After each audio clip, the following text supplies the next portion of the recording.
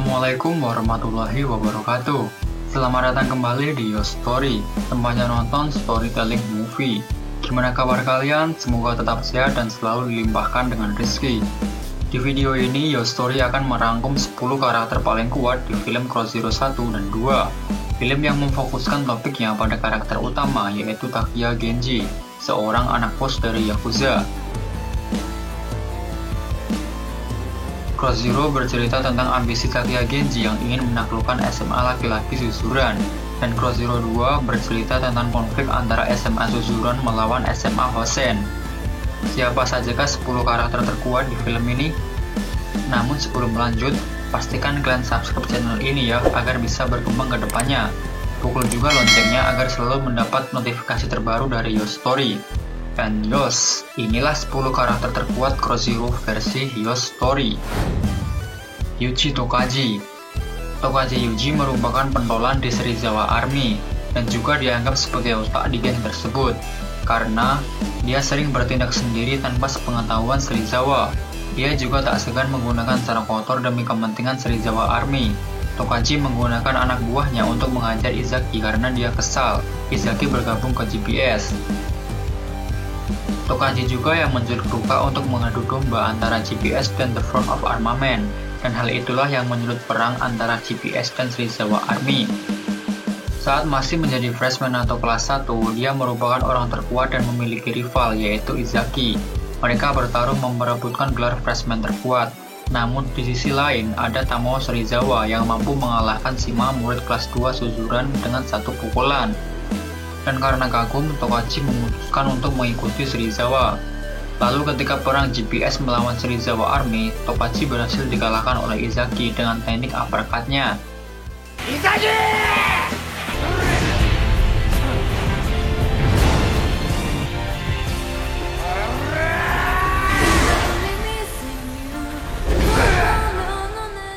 Saat perang melawan Hosen pun, Tokaji berhasil dikalahkan oleh Toshi Matoba. Di posisi 9 ada Toshi Matoba yang merupakan wakil pemimpin Hosen yang identik dengan gigi emasnya. Ia adalah orang yang mendeklarasikan perang terhadap suzuran karena rusaknya perjanjian damai akibat ulah Genji. Meskipun gak punya serangan yang mematikan, Matoba punya daya tahan tubuh yang lumayan tangguh. Terbukti ketika dia menerima beberapa pukulan dari seorang Takuya Genji. Dia masih tegak berdiri dan saat akan membalas serangan Genji, Izaki menggantikan posisi Genji. Dan lagi-lagi Izaki mengalahkan lawan dengan teknik andalannya, yaitu uppercut tangan kanannya.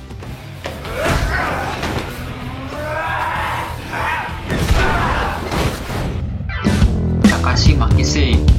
Pria yang lemah terhadap wanita ini dijuluki gorila.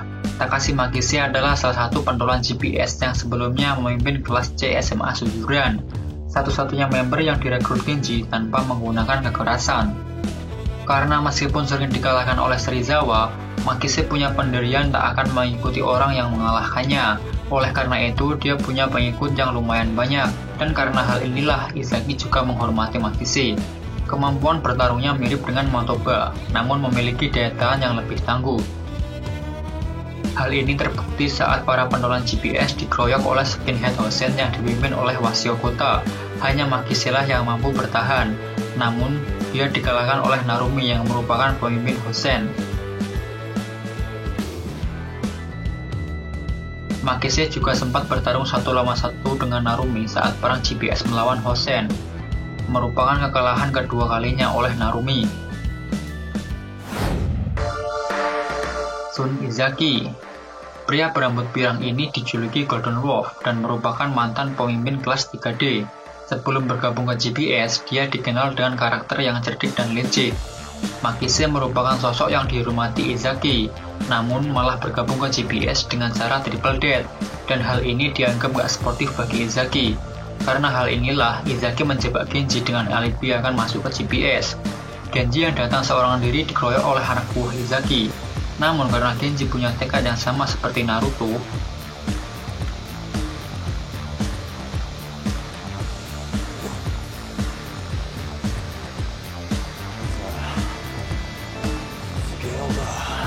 membuat Izaki respect terhadap Genji dan malah bergabung ke GPS. Loh, kok Izaki yang menghormati Makise tapi diposisikan lebih kuat dari Makise sih? Ini karena sifat Izaki yang cerdik. Dia seperti bersembunyi di balik bayang-bayang Makise yang keras kepala dan tak mau bergabung ke Serizawa Army. Kenapa? Karena Izaki tak lagi menganggap Tokachi sebagai rivalnya, melainkan Serizawa lah yang dijadikan rivalnya setelah Tokachi bergabung ke Serizawa Army. Jadi Makise kemungkinan bisa dianggap sekutu gitu. Meski demikian, Izaki hanya menantang Serizawa satu kali, ketika dia akan mencari anggota baru GPS untuk perang melawan Hosen. Tapi Izaki berhasil ditumbangkan oleh Serizawa, lalu memungut keripik dan menenggak air hujan. Seger. Izaki juga sangat dihormati oleh trio Ebisuka yang merupakan freshman terkuat saat ini.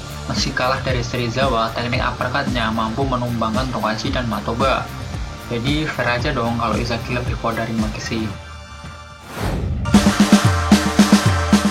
Tatsuya Bito.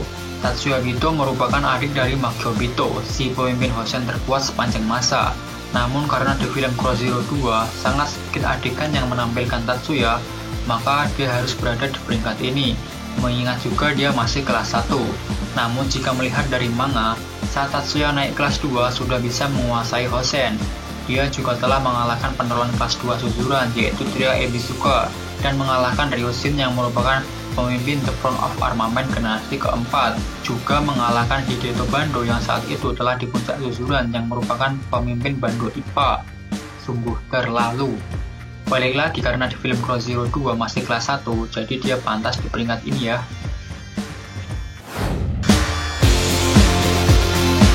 Ryo Urushibara. Jangan melihat koran dari sampulnya, karena koran nggak ada sampulnya, buku maksudnya. Itu merupakan peribahasa yang cocok ditujukan pada karakter ini. Badannya yang kering karena dia memfokuskan nutrisinya ke rambut, dan selalu membawa payung kemana-mana meskipun gak hujan, membuat karakter ini terlihat lemah. Tapi jangan salah, Ryo merupakan senjata andalan Hosen. Saat Narumi menyuruhnya untuk terus menghadapi Suzuran, dia tak lagi menggunakan payungnya. Ada apakah gerangan? Ya, mungkin payung itu dijadikan sebagai pengontrol emosinya kali. Karena dia adalah psikopat gila yang menyiksa lawannya hanya demi kesenangan. Ryo mempunyai serangan yang terarah dan cukup mematikan, karena dia juga merupakan ahli bela diri. Shoji Susumoto merupakan objek psikopat pertamanya.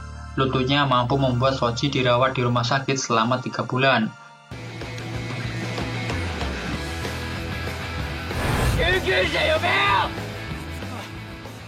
Lalu saat perang, dia juga menjadikan Serizawa sebagai objek selanjutnya. Meski Serizawa sudah babak belur oleh tinju Ryo, namun karena Serizawa bisa bertahan dan malah tertawa, Ryo menjadi takut. Lalu spin kick Serizawa berhasil mengakhiri psikopat tersebut.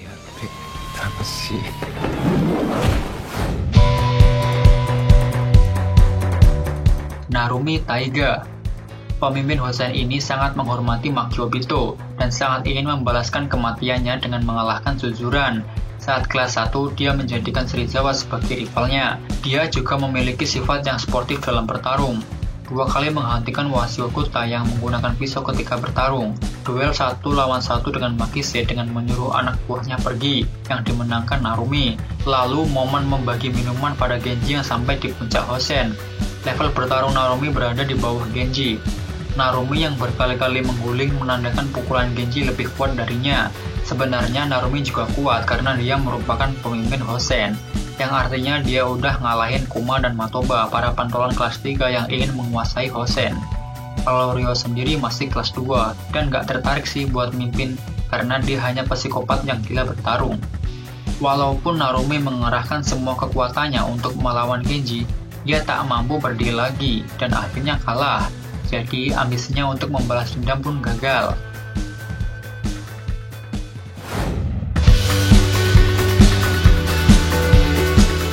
Tamao Serizawa, King of Beasts, atau Raja Binatang Buas, yaitu Tamao Serizawa. Meski demikian, dia sering melakukan hal kocak bersama fraksinya. Jika Genji tidak pindah ke Suzuran, dapat dipastikan Serizawa dan fraksinya lah yang akan menjadi pemimpin Suzuran. Pertarungan Serizawa melawan Genji terlihat lebih alot daripada saat Genji melawan Narumi. Meski kalah melawan Genji, Serizawa banyak mengalahkan pentolan Suzuran dan juga Hosen, seperti Shima yang merupakan seniornya.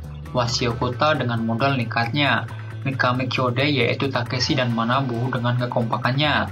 Lalu ada Makise yang dikalahkan berulang kali, dan Sunizaki yang menganggap rival dirinya, dan juga dari kubu Hosen yaitu Ryo Urushibara yang merupakan petarung psikopat gila.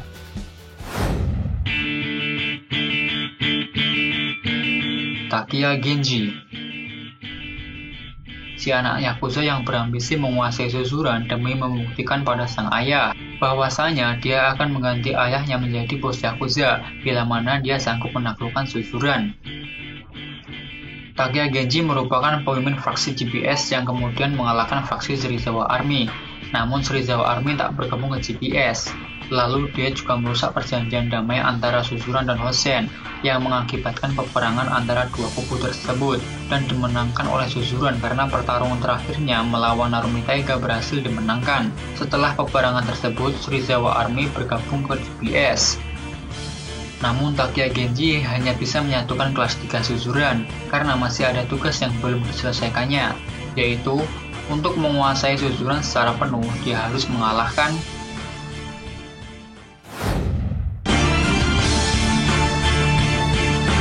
Hayashida Megumi. Hayashida Megumi atau biasa dipanggil Rindaman. Meskipun masih kelas 2, dia adalah monster yang sebenarnya dan selalu menjadi penghalang bagi siapa saja yang ingin menguasai Suzuran. Menurut rumor yang beredar, dia bisa mengalahkan 100 siswa Suzuran dan semuanya dimasukkan ke rumah sakit. Tak ada yang berani melawannya selain Takiya Genji. Genji berkali-kali dikalahkannya, namun pada percobaan di hari terakhirnya sebelum lulus, Genji mampu menjatuhkan satu lutut Rindaman.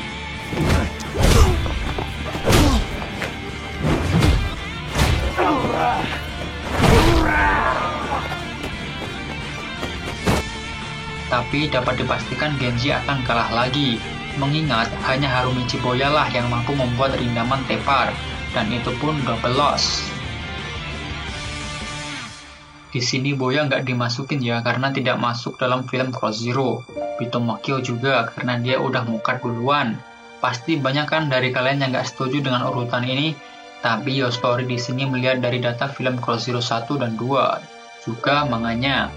Tulis aja di komentar urutan yang kalian anggap benar, karena di sini saya juga belum tentu benar. Oke, itu aja video kali ini. Jika ada film yang ingin dibahas, tulis aja di kolom komentar. Dan jangan lupa subscribe ya guys, agar channel Putut ini bisa berkembang ke depannya. Nyalain juga notifnya dengan memukul loncengnya. Yang keras ya, biar tetangganya juga ikutan mukul. See you next video. Wassalamualaikum warahmatullahi wabarakatuh.